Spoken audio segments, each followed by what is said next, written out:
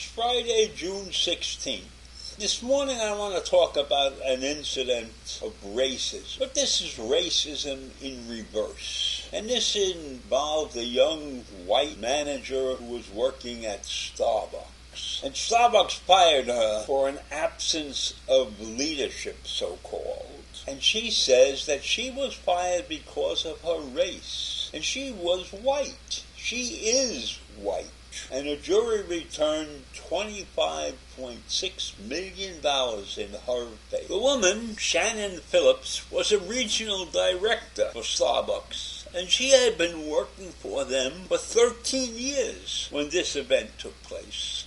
Now, a regional director is not assigned to one particular store, but has a group of stores under her supervision, so to speak. And so, in her claim, she claimed they wrongfully fired her. And she also claimed that she was terminated for being white. Now, Phillips was managing a set of stores in Philadelphia somewhere, and she was fired after the arrest of two black men at a Philadelphia Starbucks that was under her supervision. Now, this event took place in 2018.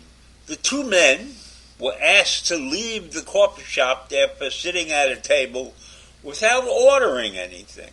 But the men declined to leave because they were waiting for a business associate. And they were escorted out of the coffee shop in handcuffs after the store manager called the police on them. And these two men later collected settlement agreements from Starbucks and the city of Philadelphia. Now, I don't see what this had to do directly with Shannon Phillips, except that she was the overall supervisor of this particular store.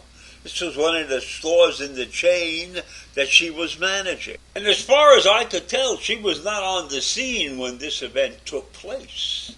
So I believe that Starbucks took action against her because they wanted to create an image for the black community where many of the stores were located. They wanted to produce an anti-discriminatory image for the black community around which the Starbucks stores were selling their coffee. And another thing that happened after this event, in 2019, according to the complaint that Phillips fired, Starbucks took steps to punish white employees who had not been involved in the arrests, but who worked in and around the city of Philadelphia. Now, this was in an effort to convince the community that Starbucks had properly responded to the incident. So that further causes me to think that I am correct in assuming that what Starbucks did had no relation to the performance of these employees, but it had a relationship between them and the black community. And they wanted to prove to the black community that Starbucks was a non-discriminatory owner. And it seemed very important to them that they had to have this image. So they fired not only Phillips, but several other employees who were also white. Now, I'm telling you something. If you have a store in a neighborhood that is predominantly one color or the other, it would behoove you to have employees at those particular stores who represent the characteristics of the local neighborhood. So it's very strange, in my mind, that the firing of the employees was a firing of only white employees. And that suggests to me that Starbucks did not have any black employees in that neighborhood at that point in time. Probably not true. They probably did have black employees in that. But they chose not to fire any of them.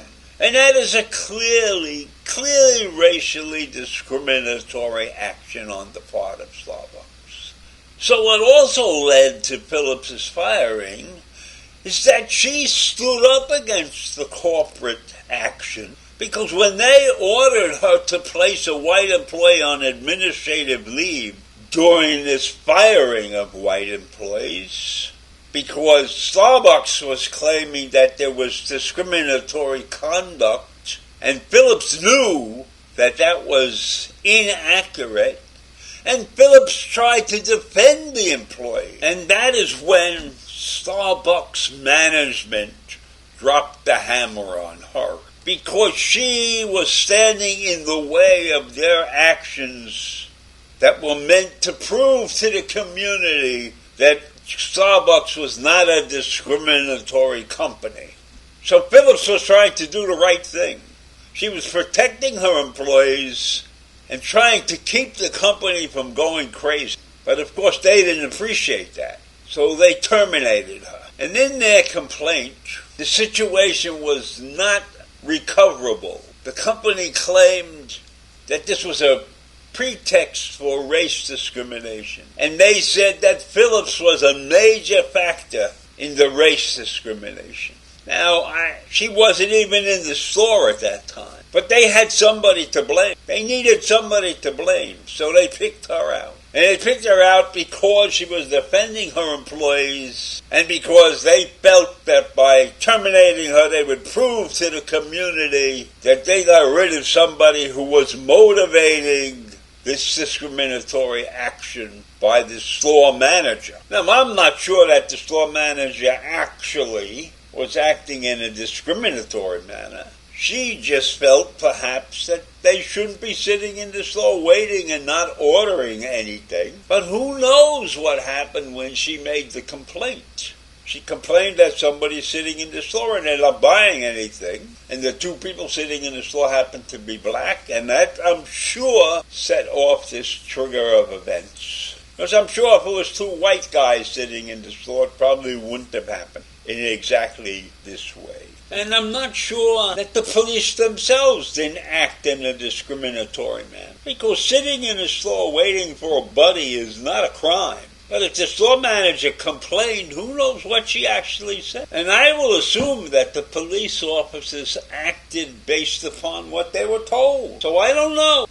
There were many parts to this thing that don't make any sense to me. But in any event, the young lady Phillips got $26 million for being unjustly sanctioned, I will call it. And I'm glad she got the money. And I'm glad that this story made the news.